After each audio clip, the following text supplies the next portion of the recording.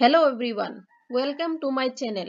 আজি মই যিকোনো এক্সামৰ বাবে ইম্পৰ্টেন্ট এটা টপিক ডিসকাস কৰিম আৰু টপিকটোৱে হৈছে অসমীয়া ভাষা উন্নতি সাধিনী সভা।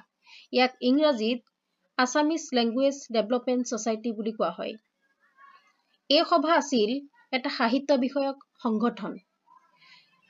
অসমীয়া ভাষা উন্নতি সাধিনী সভাক চমুকৈ অ-ভা-উ-সা বুলি জনা যায়।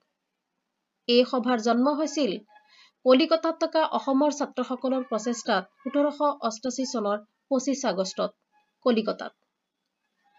আৰু অসমীয়া ভাষা উন্নতি সাধিনী সভাৰ উদ্দেশ্য আছিল যে অসমীয়া ভাষা সাহিত্যৰ উন্নতি সাধন কৰা আৰু এই সভাৰ যিসমূহ উদ্দেশ্য আছিল সেই উদ্দেশ্যসমূহ জোনাকী আলোচনীত প্ৰকাশ হৈছিল।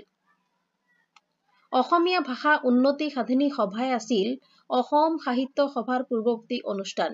ইয়াৰ আগৰ ভিডিঅ'ত আলোচনা কৰা হৈছিল যে অসমীয়া ভাষা উন্নতি সাধিনী সভা অসম সাহিত্য সভাৰ আগত গঠন হৈছিল। এই অ-ভা-উ-সা সভাৰ প্ৰথম সম্পাদক আছিল শিৱৰাম শৰ্মা বৰদলৈ। আৰু এই সভা হৈছে অসমীয়া ভাষাক আধুনিক ৰূপ প্ৰদান কৰা প্ৰথম সংগঠন। এটা ইম্পৰ্টেণ্ট পইণ্ট যে অসমীয়া ভাষাক আধুনিক ৰূপ প্ৰদান কৰা প্ৰথম সংগঠনটোৱে আছিল অসমীয়া ভাষা উন্নতি সাধিনী সভা। আৰু এই সভা গঠন কৰাৰ অন্তৰালত যিসকল ব্যক্তি আছিল তেওঁলোক হৈছে হেমচন্দ্ৰ গোস্বামী, লক্ষ্মীনাথ বেজবৰুৱা, কনকলাল বৰুৱা, চন্দ্ৰকুমাৰ আগৰৱালা আৰু ৰমাকান্ত বৰকাকতি। এই অসমীয়া ভাষা উন্নতি সাধিনী সভাৰ প্ৰচেষ্টাতেই চৰকাৰে হেমচন্দ্ৰ বৰুৱাই ৰচনা কৰা হেমকোষ প্ৰকাশৰ কাম হাতত লৈছিল।